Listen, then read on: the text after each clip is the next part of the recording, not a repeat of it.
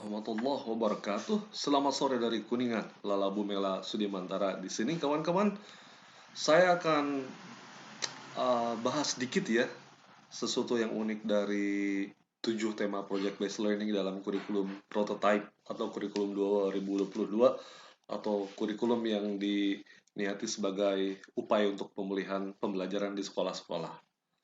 Baik, seperti Bapak, Ibu guru dan kawan-kawan dosen mahasiswa sudah tahu barangkali bahwa konsep pembelajaran kurikulum 2022 ini ada yang eh, intrakurikulernya, ada ekstrakurikulernya, lalu juga ada yang bersifat project based learning. Project based learning ini unik banget ya. Anak saya sejak TK sampai kelas 3 sekolah di Australia pun memang banyak melakukan project based learning. Jadi pembelajarannya itu tidak berbasis menghafal mata pelajaran tapi berbasis project. Jadi berpikir kritis, berpikir kreatif, berpikir kolaboratif, bekerja kolaboratif, teamwork itu ada semua di sana.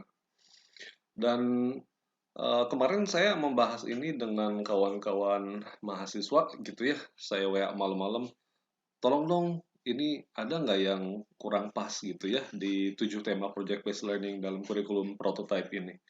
Sehari sebelumnya memang kami di jurusan Tadris Bahasa Inggris IAIN Syekh Nurjati Cirebon sempat mendatangkan guru senior ke kampus kami ya. Beliau adalah lulusan atau alumni IAIN Cirebon, jurusan Tadris Bahasa Inggris yang menjadi guru teladan lah di sebuah sekolah SMA dan kami undang untuk berbagi cerita. Dan salah satu cerita yang paling unik adalah 7 tema project based learning dalam kurikulum prototype. Jadi kami sedang menavigasi gitu ya. Karena kami mengadakan seminar link and match. Jadi apa nih yang bisa kita lakukan antara pihak sekolah dan kampus gitu ya. Jadi kita harus sama-sama menavigasi. Jadi upaya navigasi ini adalah semacam sense making process. Jadi kalau di luar negeri mah gitu ya, setiap kali ada kebijakan baru itu selalu didiskusikan di tingkat kampus, di sekolah-sekolah dengan begitu aktif. Jadi kita ingin bahwa sebuah kebijakan itu memang dilihat secara proporsional, kelebihannya apa, kekurangannya apa. Kalau ada kekurangannya, kira-kira kami sebagai warga negara yang kebetulan bekerja dalam dunia profesional sebagai dosen dan guru, kira-kira bisa berinovasi dengan cara apa, gitu ya. Jadi community of learners itu isinya adalah kegiatan-kegiatan intelektual yang membahas policy, menyempurnakan kurikulum, pedagogi, dan assessment. Oke, baik kawan-kawan, saya sebenarnya video shoot langsung dari sebuah uh, blog ya di web. Sebenarnya ada materinya ya, cuman saya agak males buka laptop saya lagi, jadi saya ajak mahasiswa saya untuk ngecek ini aja langsung di Google. Baik, 7 tema project based learning dalam kurikulum prototype. Oke, okay? Untuk memudahkan pelaksanaan kegiatan pembelajaran berbasis proyek, maka sekolah dan guru bisa mengikuti tema-tema yang sudah dianjurkan atau diusulkan dalam kurikulum prototype. Setidaknya ada 7 tema yang sudah ditetapkan dalam kurikulum prototype. Di antaranya yaitu satu, bangunlah jiwa dan raganya. Saya setuju banget. Setuju banget. Jiwa itu harus kuat, raga juga harus kuat, dan mereka adalah satu keutuhan. Betul? Betul. Karena kurikulum prototype ini mengusung holistic pedagogy.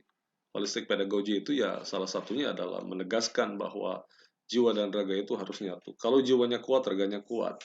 Kita mungkin harus menafsirkannya. Gimana sih sebuah pedagogi itu bisa menguatkan jiwa dan raga misalnya? Kalau di Australia ada physical education, olahraga gitu ya. Jadi sekolah anak saya itu luasnya minta ampun gitu ya. Anak saya sekolah di 2 SD terbaik di Darwin. 1 tahun pertama waktu TK di Anula Primary School. Lalu waktu tahun kedua, ketiga, keempat dia sekolah di Hogeman Primary School dekat sekolah. Kedua sekolah itu hampir semua sekolah SD di Darwin, sekolah dasar di Darwin memang luasnya berhektar-hektar ya. Jadi desain kelasnya juga unik. Banyak visualisasi, banyak sight words, banyak apa gadget ya, technological equipment yang dipakai untuk membantu pembelajaran.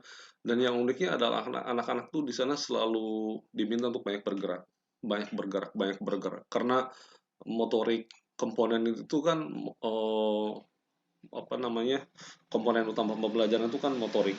Kalau kawan-kawan cek di cerebellum, bagian otak di bagian belakang itu kan yang paling banyak dipakai untuk pembelajaran itu ternyata adalah bagian otak juga yang dipakai untuk bergerak. Jadi anak-anak di Australia itu memang banyak bergerak. Apalagi fasilitas physical education-nya luar biasa mewah. Nah di Indonesia, kalau memang pemerintah mau bangun jiwa, bangun raga anak-anak, maka bukan hanya pendekatan spiritual yang harus dibangun, tapi juga pendidikan fisik yang memang baik. Konsep sekolahnya juga harus mendukung ke sana. Oke, itu nomor satu. Dan kita memang harus ngecek nih, apakah SD, SMP, SMA itu memungkinkan anak-anak untuk baik bergerak apa enggak. Apalagi selama pandemi gitu ya kan, orang tetap harus jaga jarak, tapi harus gerak. Apakah kita memang harus bikin sekolah yang gimana lah, kita harus mikir ke sana. Ya. Nomor dua, berrekayasa dan berteknologi untuk membangun NKRI. Saya setuju banget. Malah yang harus ditambah adalah rekayasa literasi gitu ya. Bukan hanya rekayasa teknologi aja, tapi rekayasa literasi juga menjadi syarat utama untuk masuk era industri 4.0, 5.0, 6.0. Karena tanpa literasi yang kuat, tanpa kemahiran bahasa yang kuat itu, kemajuan peradaban sebuah bangsa itu mustahil bisa dicapai. Oke, kita setuju banget lah rekayasa dan teknologi itu ya. Tapi kalau melihat tren English Proficiency Index Indonesia yang makin turun, teks juga, sorry bukan teks, indeks PISA, CIMSS, PRLS, ternyata kita punya serious reading problem, kita juga math problem. Anak-anak Indonesia tuh di OECD countries ya, matematikanya jauh di bawah rata-rata OECD countries, juga sainsnya juga sama di bawah rata-rata OECD countries. Jadi bagaimana mungkin kita bisa jadi negara besar kalau misalnya readingnya bermasalah, mathnya bermasalah, sainsnya bermasalah. Jadi sekolah ini memang harus memikirkan, dan juga kampus dan orang tua semua harus memikirkan gimana anak-anak ini memang di desain untuk belajar lebih serius, lebih kreatif gitu ya, membangun engagement lebih kuat di rumah agar anak-anak senang matematika dan sains dan bahasa gitu ya. Oke, nomor tiga nggak masalah, Bhinneka Tunggal Ika memang ini jadi falsafah hidup bernegara di Indonesia ya, diversity. Eh, kita ini negara yang luar biasa unik, bahasanya banyak, budayanya banyak, dan saya yakin orang-orang Indonesia, anak-anak Indonesia itu chemistry otaknya luar biasa cerdas, karena kita terbiasa melihat ragam rupa budaya, ragam rupa masakan, cara orang beribadah gitu ya. Ini luar biasa unik ya. Malah teman saya di Australia ada yang PhD-nya membahas tentang Pancasila. Dia udah 10 tahun di Indonesia lalu tertarik dengan konsep Pancasila. Tesis doktoral dia tentang Pancasila. Jadi bagaimana Pancasila itu diaplikasikan dalam project based learning, interfaith religious studies gitu ya, kajian-kajian interethnic, interreligious studies. Menarik banget. Mungkin suatu saat kita bisa obrolin tesis uh, kawan saya itu. Nomor 4, nah ini dia yang menurut saya kurang pas. Nomor 4 ini bunyinya gaya hidup berkelanjutan. Loh, ada yang salah menurut saya atau agak ada yang keliru. Kenapa justru gaya hidup yang harus di-highlight, yang dipromosikan, bukan daya hidup ya? Kalau kita ngomongin tentang pendidikan transformatif, kalau kita membicarakan tentang pendidikan yang agentif, yang kreatif, yang inovatif, literasi yang kuat, anak-anak harus gandrung sastra, betul, sebagai karena sastra itu vehicle for critical thinking. Lalu kenapa nomor 4 gaya hidup ya, bukan daya hidup? Bukankah ketika kita lelah, ketika kita sakit, eh, yang dibutuhkan adalah daya hidup, gitu ya? Kalau kawan-kawan pernah baca novel karya Hemingway, The Old Man and the Sea, maka kawan-kawan akan terperanjat, akan kaget. Kenapa kaget? Karena Santiago, sang karakter itu, dia nggak mau nyari ikan kecil-kecil, ikan-ikan kecil di perairan yang ya dekat pantai aja. Tapi dia harus pergi ke tempat yang jauh, ya, tempat yang jauh. Dia mau dapetin ikan dong dengan alat seadanya. Coba bayangkan, Santiago itu narik-narik ikan apa yang gede banget itu ya. Meskipun akhirnya dia dapat ikan yang gede itu ya, tarik-tarik berapa malam ya sendirian gitu di tengah samudra. Lalu ketika ikannya udah dapet, ikannya di makan bareng-bareng sama koloni ikan hiu. Ketika dia nyampe balik ke pantai ke rumahnya, ikannya tinggal tulang-tulangnya aja nempel di sana. Heboh lah satu desa nelayan itu ya.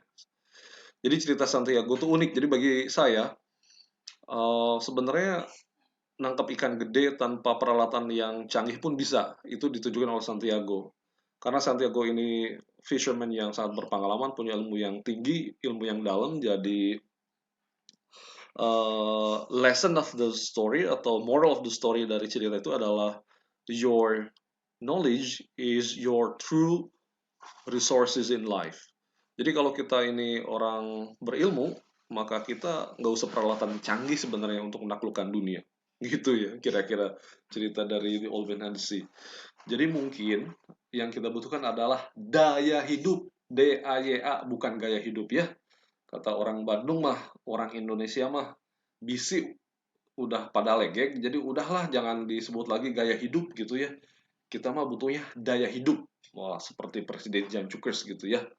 Jadi daya hidup bukan gaya hidup. Betul? Betul. Nomor 4, kearifan lokal. Well, betul sekali. Local genius atau local wisdom ini kan sudah mendarah daging dalam orang Indonesia, dalam diri orang Sunda, dalam semua etnik di Indonesia. Kita punya pemahaman yang dalam DNA kita tentang lingkungan, ya kan? Kalau kita main ke kampung-kampung tradisional, ke Baduy, Kampung Naga, dan ke tempat-tempat lain, kita akan melihat bagaimana orang-orang itu sangat memahami alam, sangat menghormati alam, jadi sangat menjaga alam. Itu kan semacam local wisdom yang justru itu makin hilang di abad 21. Di abad 21 ini kan hutan makin hilang, samudera makin tercemar, lalu juga hewan-hewan juga banyak yang mati gitu kan. Jadi biodiversity kita ini terancam hilang, terancam punah jauh lebih cepat gitu. Jadi kearifan lokal ini memang semacam values yang harus kita ungkap ulang nih. Makanya di tahun 2009 Universitas Pendidikan Indonesia itu membuat sebuah naskah akademik berjudul Etnopedagogi yang dimotori oleh almarhum Profesor Haidar Alwasilah, profesor saya di jurusan sastra Inggris atau pendidikan bahasa Inggris ya. Karena saya banyak belajar dari beliau, saya pun membaca buku tersebut. Nah waktu itu saya baru beres S2 ya tahun 2009 itu.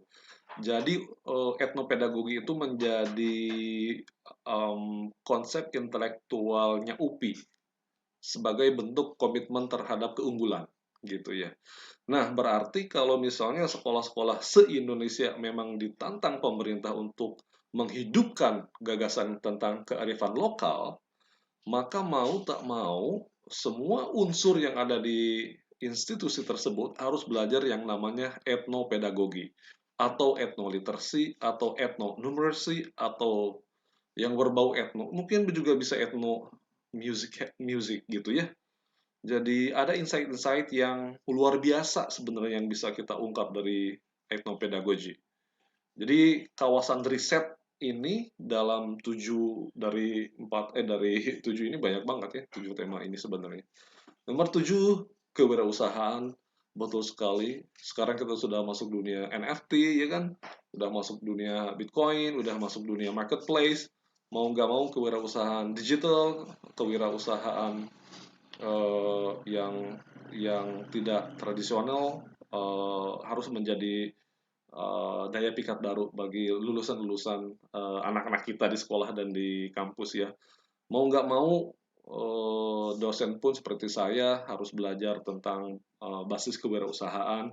Barangkali riset-riset juga kan harus dikomunikasikan dengan cara tertentu agar dia juga bisa menjadi daya tarik wirausaha. Jadi riset daya tarik wisata. Oke, itu amat menarik. Nomor 8, suara demokrasi ya tentu aja ya, karena kita hidup di negara demokrasi, mau nggak mau ya suara demokrasi itu harus ada. Kalau kawan-kawan merujuk pada karya-karya besar Profesor Nussbaum ya dari Ohio State University, demokrasi itu didefinisikan sebagai empowering people to have different perspectives.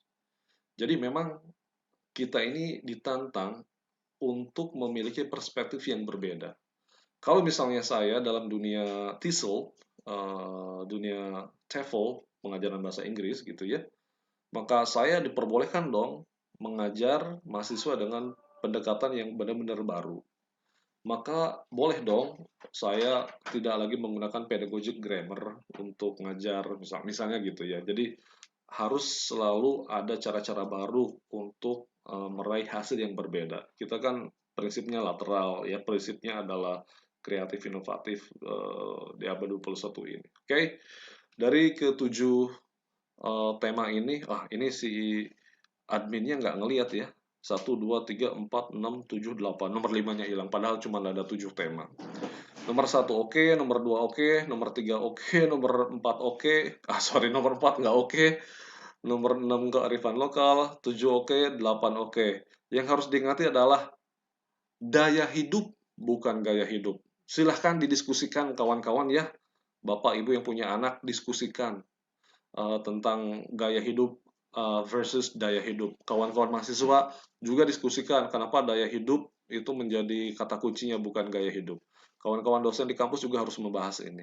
Baik, insya Allah nanti saya akan menavigasi ulang tentang tema-tema riset yang relevan dengan kurikulum prototype ini sekaitan dengan pedagogi literasi yang sudah saya kembangkan di Australia terkait penguatan literasi kuantum ya. Baik kawan-kawan, terima kasih sudah hadir di YouTube channel saya. Jangan lupa like, subscribe dong dan di-share. Terima kasih. Assalamualaikum warahmatullahi wabarakatuh.